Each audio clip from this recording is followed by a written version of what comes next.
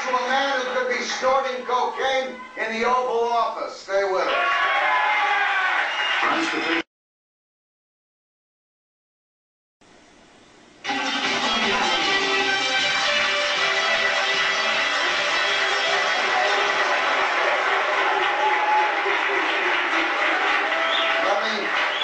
Let me introduce a new guest at home base. We're going to talk with former Congressman Ron Paul. At Loudmouth number 2, we have, of course, Lisa Sliwa, one of the co-founders of the Guardian.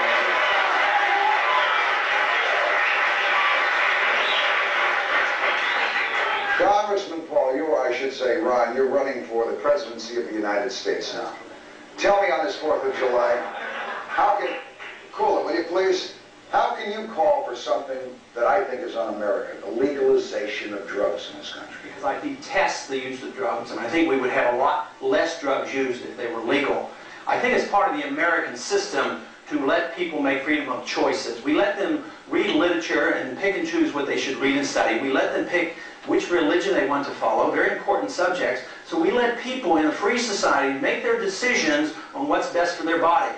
We think that smoking sometimes... Rape and murder people. They should be allowed to do that. Lisa, I'll let you jump in. Lisa, let me finish this.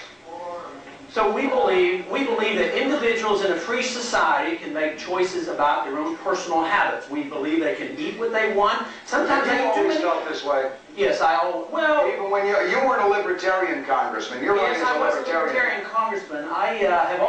I wouldn't say that when I was 22 I endorsed all the same views, but... Were you a Democrat or a Republican? I was a Republican, but I was a libertarian Republican. I always voted a libertarian voting record. No, so you believe that the government should stay out of our personal business altogether? Yeah, this is correct. All right, that's good, guys. It also happens to be my personal business if I want to kill my 4-year-old kid, right? No, wait a minute. Wait, you're giving libertarian a distorted explanation. No, sir. You people gave it to yourselves in your platform. No, let me explain that. The answer is that we are allowed to do what we want. We even permit people to smoke cigarettes, and that happens to be the most deadly drug in the United States today. It kills 320,000 people. I appreciate it. Maybe we ought to make it illegal. I wish you'd ban it. Good. If you would, sir, I'd put it on your ride right now. You can buy it out on the street and pay $5 a package. No, in a free society, we are allowed to make these choices. We can't protect us from ourselves, but there is a strict line that libertarians draw, and that is that you can't step over the bounds and injure somebody else. And this is what the drug laws are doing. They're overstepping the bound. Just the other day, they walked into somebody's house. They suspected he was a drug dealer. He was using his automatic selector, and the police marched in, and they said it looked like a gun after they killed the man. In America! Is that what America's all about? I'd say no.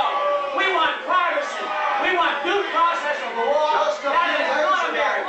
Just a few days ago, one of this young lady's people was almost killed, all right? Oh, her attitude was like she invited was almost killed because of your type of demented thinking. Because I defend the Constitution. No, let me tell you. How can I take anyone seriously who looks like...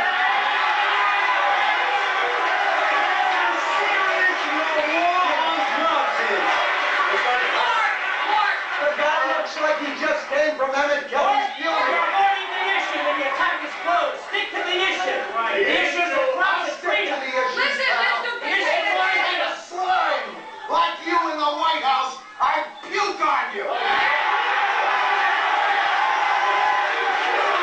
real great American.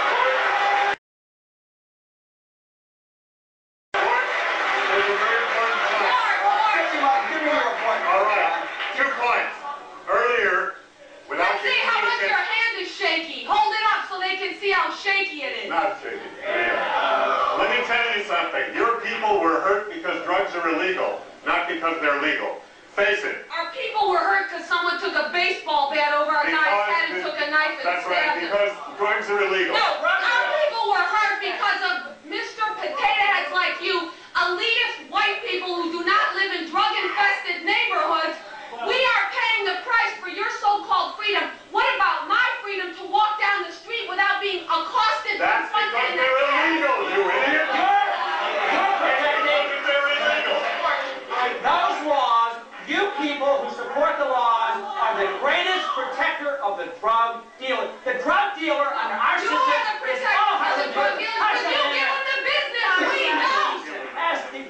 you want to put the drug dealer out of business overnight, it's legalized drugs. There's no drug dealer. There are no drug dealers.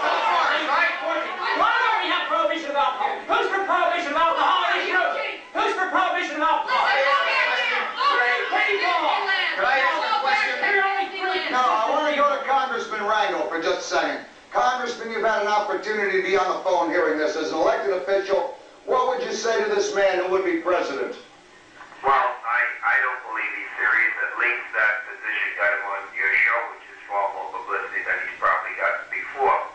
But it just seems to me that it's just to talk about it would be a moral surrender to the drug laws. It cannot work. It is not going to work, and we will be surrendering before we even fought a battle. We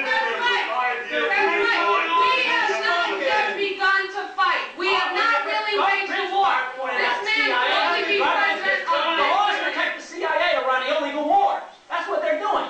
All the crime in the world, the terrorist nations, they depend on the profits of drugs.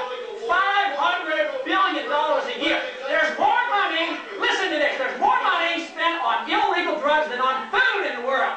If you care about people, let them spend the money on food, not on drugs. Drugs are worthless. They're totally worthless. Are you telling me that it's a person's own choice to use drugs?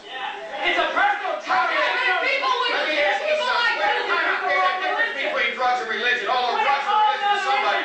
How do they make a choice when their mind is screwed up and you mention the Constitution? How do they defend the Constitution if they got public? Where do you buy the drugs? Why didn't they have a drug law until 1914? Why? Tell me. Where do you buy the drugs? You'd be a wonderful presidential candidate. Why didn't they have a drug law? You never hear George Washington the drug law. Show me. Where were the drug laws during the 19th century? There were also no speeding laws for cars. We didn't have the cars. Right. We didn't have the So walk down the street and shoot somebody You're on talking about people's freedoms, right? You're talking about people's freedoms. Listen, the only thing you could be president of is Disneyland because you are in another world. You don't make any sense. I like to listen to Mr. Rangel. Otto would like to talk with Congressman Rangel. Go Take ahead, the Otto. glasses off, Congressman Arnold. Let's say Rangel. hi. Congressman Rangel. Now let me ask you a question. Congressman Rangel, in response to your op-ed piece in the New York Times, Go ahead, from my respond. cheap seat, I can see that the emperor wears no clothes.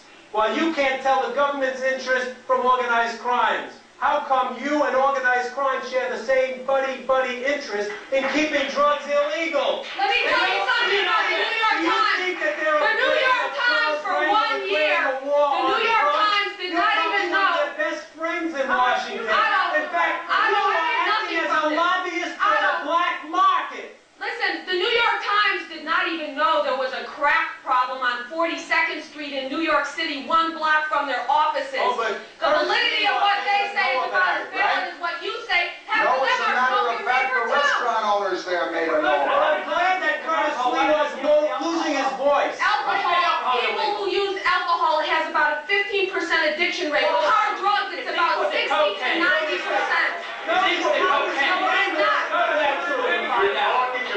You're talking about the difference in usage between legalizing and having it illegal. No, we're talking about saving America before our country Before goes down the drain. 1915, there were 20,000. Wait a minute. You brought it up. Let's remember this. Let's remember this. Here, this He's puts in it. touch. Wait a second. This puts his argument to crap right away. During Prohibition, you had upwards, all right, of 2 million alcoholics in the United States when it was illegal, all right. Soon as you legalized it, we've got 38 million alcoholics.